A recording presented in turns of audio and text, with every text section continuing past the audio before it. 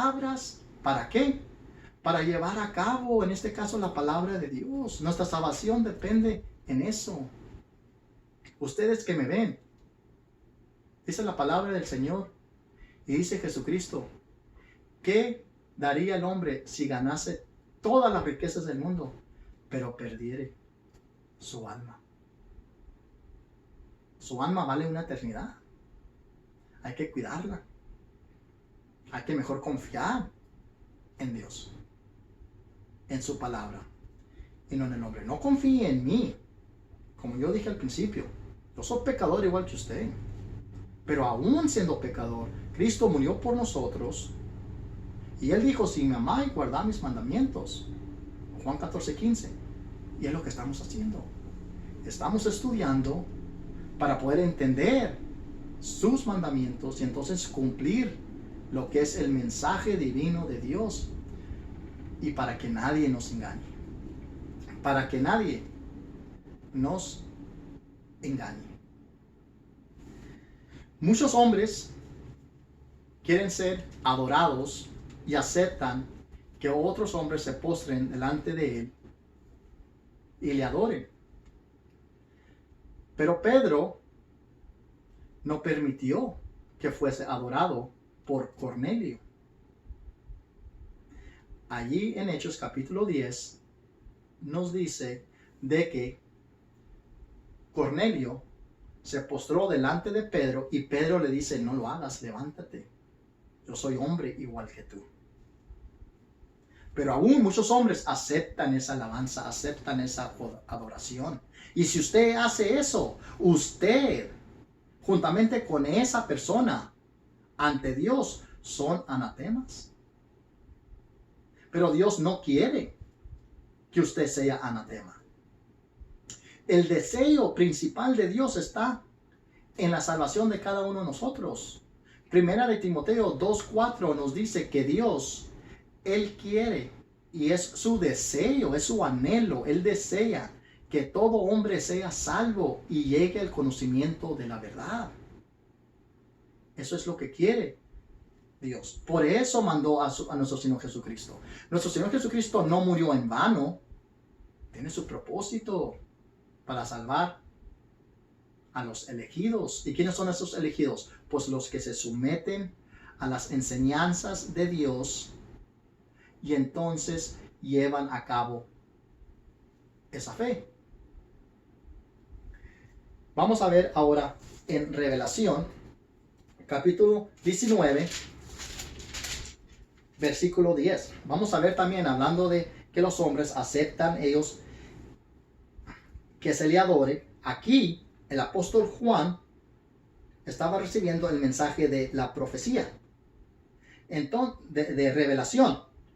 Entonces, aquí él se postró delante del ángel que le estaba dando esta revelación, y el ángel, un ángel de Dios, le dice lo siguiente, le dice, yo me postré a sus pies para adorarle. Y él me dijo, mira, no lo hagas. Yo soy consiervo tuyo y de tus hermanos que retienen el testimonio de Jesús. Adora a Dios, porque el testimonio de Jesús es el espíritu de la profecía. Entonces nosotros nos damos cuenta de que ni un ángel aceptó la adoración de Juan. Allí en Revelación 22, en el último capítulo, los versículos 9 y 10, vemos lo mismo. En otra ocasión, dice, pero él me dijo, mira, no lo hagas, porque yo soy consiervo tuyo, de tus hermanos los profetas y de los que guardan la palabra de este libro. Adora a Dios. Entonces, ¿por qué? Porque en el versículo anterior, el 8, dice, yo, Juan, soy el que oyó y vio estas cosas, y después que las hube oído y visto, me postré para adorar a los pies del ángel que me mostraba estas cosas. Pero él dijo, el ángel le dijo, mira, no lo hagas, yo soy consiervo igual que tú. Mejor adora a Dios. Si un ángel del cielo no acepta adoración de un ser humano, con mucho más un humano debe aceptar adoración de otro humano. Nosotros somos hechos a la semejanza de Dios y a Él hay que adorar. Una vez había un hombre que era muy bueno para dibujar y él hacía muy buenos dibujos y los vendía. Y entonces mucha gente llegó a adorar a esos dibujos. Y entonces un día él dijo, ¿por qué hago estos dibujos? Para que otra gente los venere y los adore. Mejor voy a adorar al que hizo mi mano. Es muy importante adorar a Dios. No a un hombre, no a una imagen o ídolo, que es lo mismo, sino a Dios hay que adorar. Porque Dios es celoso. Y no debemos tener otro Dios ajeno, sino nuestro Señor, nuestro Dios, que está compuesto del Padre, el Hijo y el Espíritu Santo. 3 personas en unión perfecta, con el mismo pensar y el mismo parecer. A ese Dios hay que adorar. Jesucristo sí aceptó adoración, porque Él es Dios. El Espíritu Santo también es Dios. Y eso lo leemos nosotros en Hechos 5:4. Cuando tengan oportunidad, lean ese. Vamos a ir a otro ejemplo. Otro ejemplo. 1 Timoteo 2:5 dice lo siguiente. Hay un solo mediador entre Dios y el hombre, Jesucristo hombre. Otra vez, hay un solo mediador entre Dios y el hombre, Jesucristo hombre. Muchos tienen a mediadores para con Dios, ya sea una persona que está viva o ya sea una persona que vivió hace muchos años y que según esta persona fue una persona según santa y religiosa y perfecta. Pues no ha habido ninguna persona perfecta en esta vida. Ahí dice, hay un solo mediador. No hay otro. Es lo que dice. Hay un solo. Y a ver, uno que dice, ya todos los demás quedan fuera. Y luego dice, ¿quién? Jesucristo mismo. Si usted tiene otro mediador para con Dios que no sea nuestro Señor Jesucristo, usted es anatema. No sea anatema. No le ponga ni le quite a la palabra de Dios. No le quite el significado de la muerte de nuestro Señor Jesucristo. Él no murió en vano. Dios es celoso. Hay un solo mediador. Uno solo. Jesucristo hombre. Y es todo. Vamos a Hechos 4. Hechos 4. Vamos a ver ahí qué es lo que dice la palabra en el versículo 12. Dice, y en ningún otro hay salvación, porque no hay otro nombre bajo el cielo dado a los hombres en que podamos ser salvos. Por eso hay un solo mediador entre Dios y los hombres, Jesucristo hombre, porque no hay ningún otro nombre dado debajo de los cielos en que uno pueda obtener la salvación, más que lo que dice aquí en Hechos capítulo 4, versículo 12, nuestro Señor Jesucristo. Hay que no poner y no quitar a la palabra de Dios. Otro ejemplo.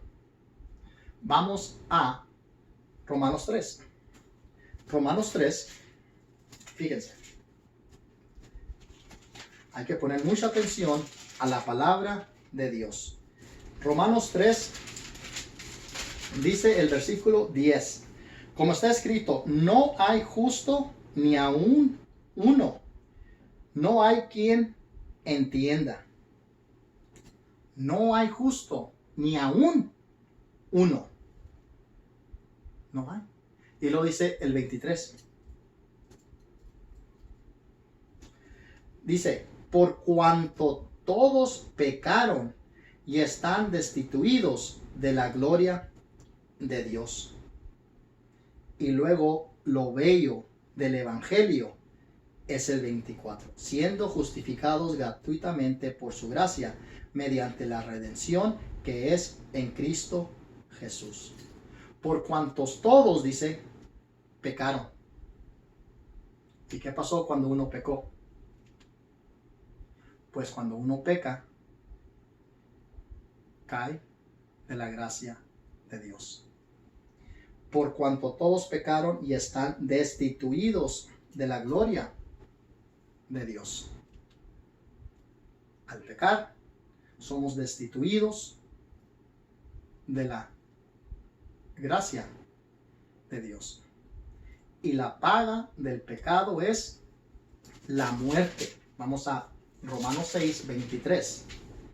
Dice, porque la paga del pecado es la muerte. Y no estamos hablando de la muerte física, estamos hablando de la muerte espiritual. Es cuando uno se separa de Dios por una eternidad, y si no hace la voluntad de Dios, entonces esa persona se pierde desafortunadamente al fuego eterno.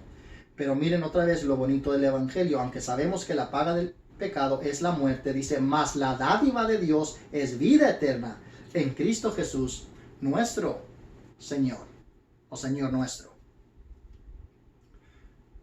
Romanos 3:23 nos dice, por cuantos todos pecaron. Todos pecaron. Pecó Abraham, él es todos.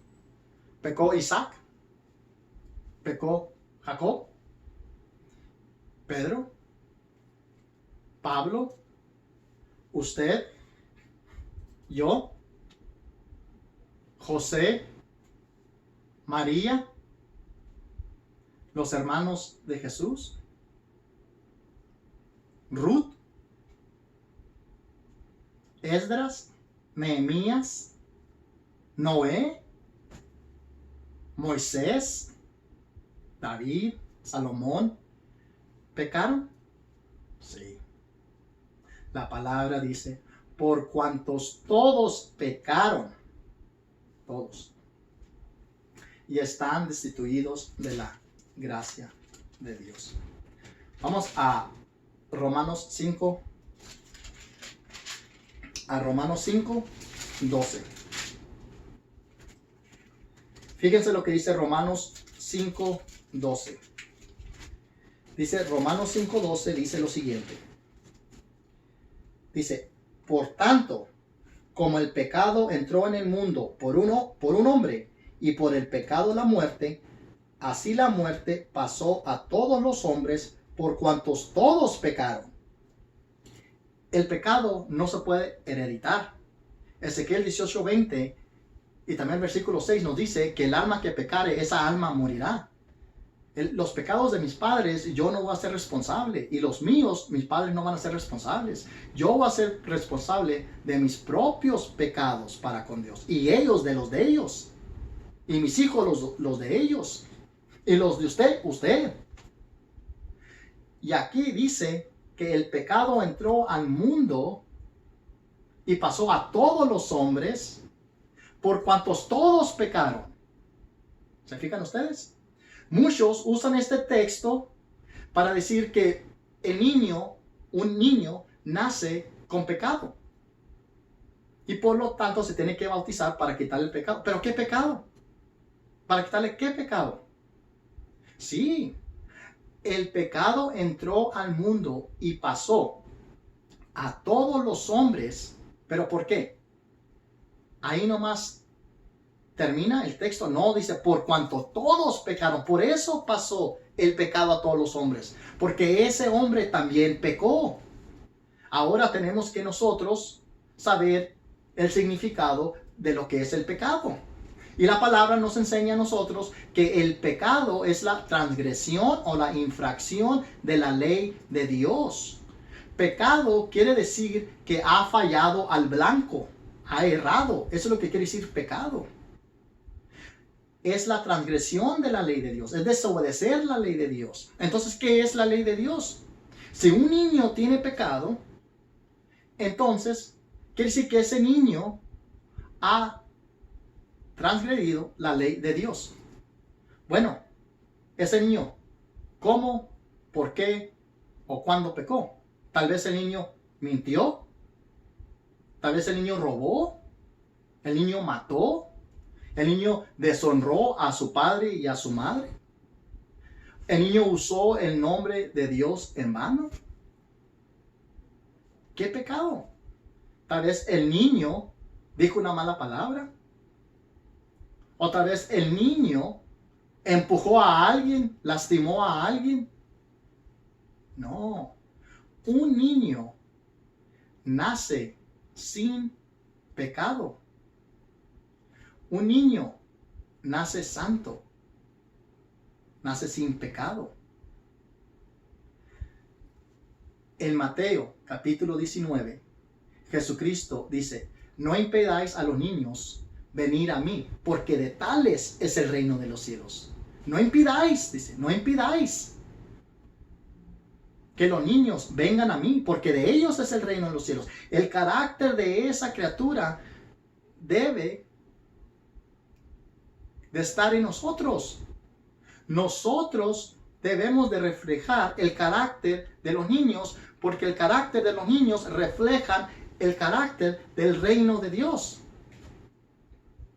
Y si Dios es santo, entonces los niños también son santos. Y si nosotros, y en nosotros, refleja el carácter de ellos, de los niños, entonces también nosotros vamos a ser santos. Y eso es lo que Cristo explica en Mateo 19. Ahora, otra vez, la inferencia necesaria. ¿Quién en toda la Biblia, Antiguo o Nuevo Testamento, existe un mandamiento, ya sea explícito o implícito, donde un niño fue bautizado? Ni Jesucristo mismo fue bautizado. ¿Por qué no fue esa enseñanza? Porque no es necesario. Porque el bautismo es para aquella persona que haya pecado delante de Dios y necesita el perdón de pecados para entonces reconciliarse con Dios. El tema principal de la Biblia es la reconciliación para con Dios. Un niño no tiene pecado. Ahora, vamos a razonar. Si usted dice que el niño se tiene que bautizar porque lleva un pecado o algo existe en él que no es conforme a Dios, lo cual no existe, ya acabamos de entender, pero si usted se deja llevar por esa enseñanza, yo le hago esta pregunta. ¿Es necesario que un niño se bautice para ir al cielo? Y si usted me dice que sí, entonces yo le voy a contestar. ¿Y qué tal si tú y yo tenemos un niño y vamos a la iglesia a bautizar a nuestro hijo, pero desgraciadamente yo tuve un accidente y mi hijo falleció y no logré bautizarlo? ¿Tú piensas que ese niño va a ser castigado por Dios en un lago de fuego, de azufre, donde no hay descanso ni de día ni de noche por los siglos de los siglos? ¿Sería un Dios amoroso? ¿Un Dios justo? ¿Qué pecado hizo esta criatura para merecer tal castigo? Entonces el religioso tiene que inventar otra doctrina para respaldar esa. Es como el niño que dice una mentira y luego hace otra mentira y luego es otra mentira para cubrir esa, para que se cubra esa, y así se va. A rato niños solo se creen. A rato dicen, no, pues, de veras, sí, cierto, ¿verdad? Se hace mentiroso. Hay que saber distinguir entre el Antiguo Testamento, el Nuevo Testamento, entre la verdad y la mentira. Un niño no tiene pecado. Si un niño muere, desgraciadamente, esperemos que nunca pase, pero sabemos que porque estamos en un mundo pecaminoso, los niños, desgraciadamente, algunos fallecen, pero si ese niño muere, ese niño se va directamente con Dios.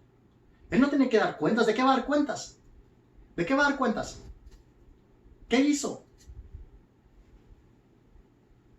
No hizo nada. Pero no tengamos estas enseñanzas erróneas del hombre que solamente enseña tradiciones de hombres como mandamientos de Dios en vano, honrando a Dios. Vamos a ir a Mateo 15, a Mateo capítulo 15, y leamos lo siguiente. Mateo capítulo 15 dice en el 7 al 9. 15, 7 al 9. Hipócritas, bien profetizó de vosotros Isaías cuando dijo: este pueblo de labios me honra, mas su corazón está lejos de mí. Pues en vano me honran, enseñando como doctrinas mandamientos de hombres. El mandamiento de bautizo es para los pecadores arrepentidos y es para el perdón de pecados. Y eso lo vemos nosotros empezando desde Hechos capítulo 2 en adelante.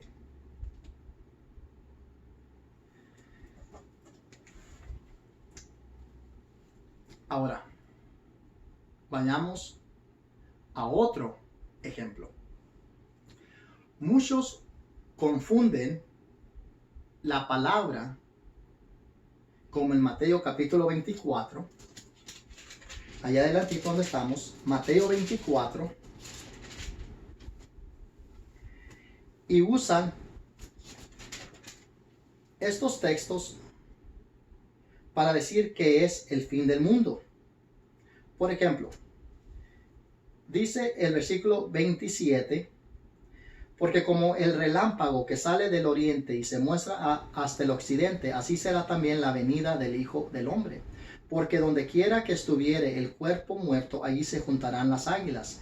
E inmediatamente después de la tribulación de aquellos días, el sol se oscurecerá y la luna no dará su resplandor, y las estrellas caerán del cielo y las potencias de los cielos serán conmovidas.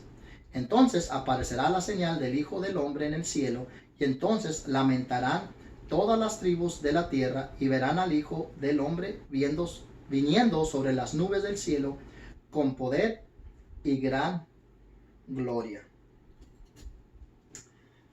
Aquí no está hablando del fin del mundo. Parece que está hablando del fin del mundo, pero aquí el lenguaje es profético. Es para dar énfasis a lo que le esperaba la ciudad de Jerusalén en el año 70. Tenemos que leer el contexto. ¿Cómo sabemos nosotros de que está hablando de la destrucción de Jerusalén y la destrucción del templo en el año 70? Fíjese lo que dice al principio de 24. Dice: cuando Jesús salió del templo y se iba, se acercaron sus discípulos para mostrarle los edificios del templo. Respondiendo él le dijo: ¿veis todo esto? De cierto os digo que no quedará aquí piedra sobre piedra que no sea derribada. Y estando él sentado en el monte de los olivos, los discípulos se le acercaron aparte diciendo: dinos, ¿cuándo serán estas cosas? ¿Y qué señal habrá de tu venida y del fin del siglo? Ahí fueron 3 preguntas. Primeramente, él contestó la pregunta sobre la señal de lo que él había dicho, que se encuentra en el versículo 2. ¿Veis todo esto? De cierto os digo que no quedará aquí piedra sobre piedra que no sea derribada. ¿Cuáles esas piedras? Versículo 1. Cuando Jesús salió del templo y se iba, se acercaron sus discípulos para mostrarle los edificios del templo. ¿Y cómo sabemos nosotros, a ciencia cierta, que no está hablando aquí del fin del mundo? Porque el contexto nos da un periodo de tiempo. Dice el versículo 34. Fíjense.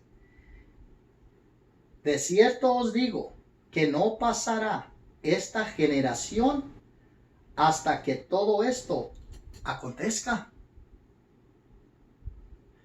La generación de esos tiempos, en el primer siglo, no iba a morir hasta que no aconteciese todo lo dicho antes del versículo 34.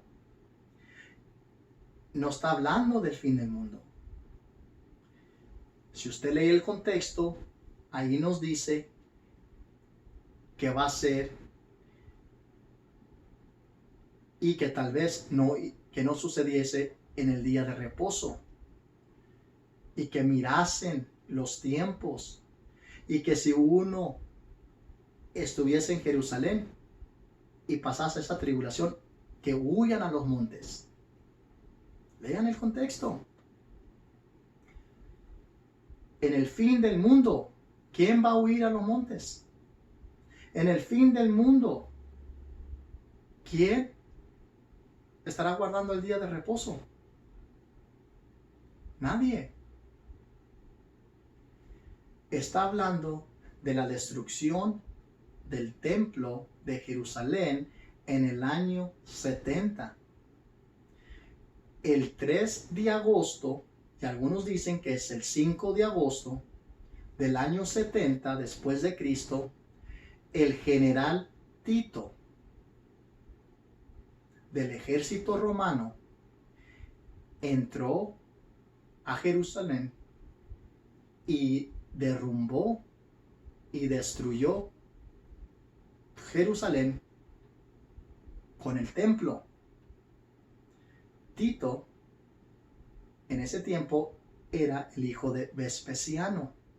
Vespasiano era el emperador, y luego después Tito fue emperador por 26 meses, y luego su hermano menor Domiciano fue emperador hasta que él murió en el año 96, Domiciano.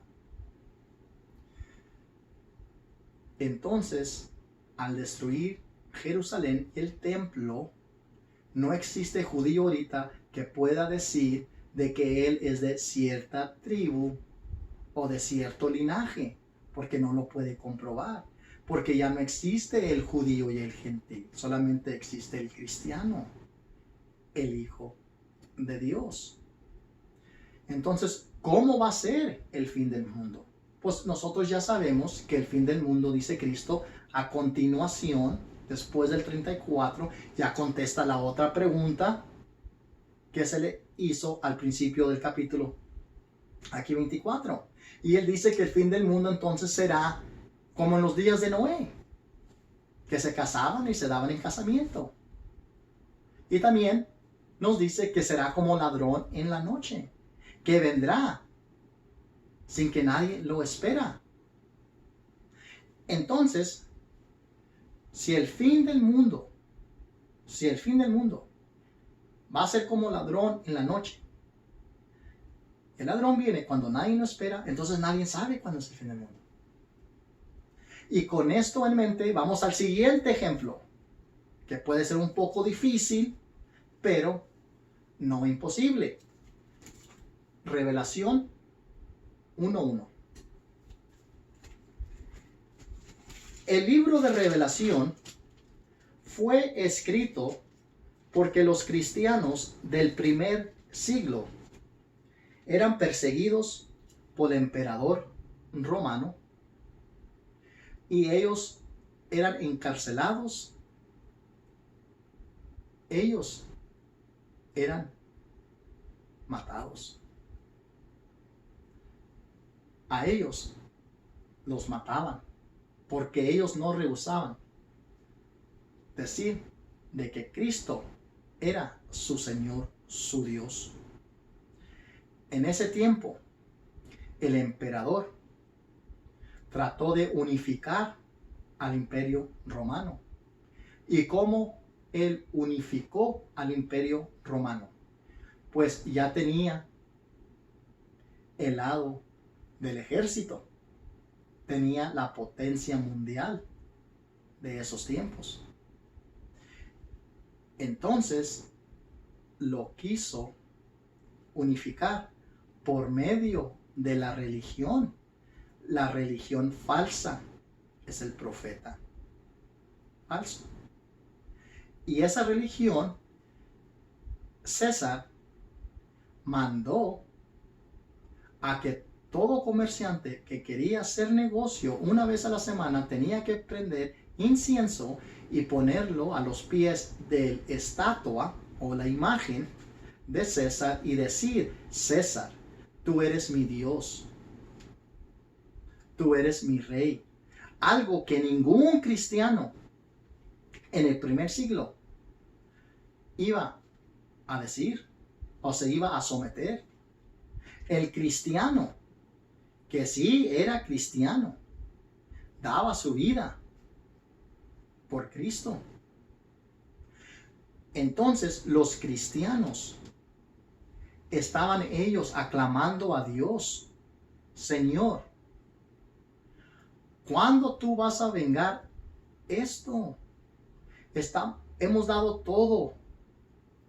Mi esposa ya no me quiere, mis hijos me han abandonado, he perdido mi trabajo, porque no voy a ceder a decir de que César es mi Dios si Cristo es mi Rey de reyes y Señor de señores.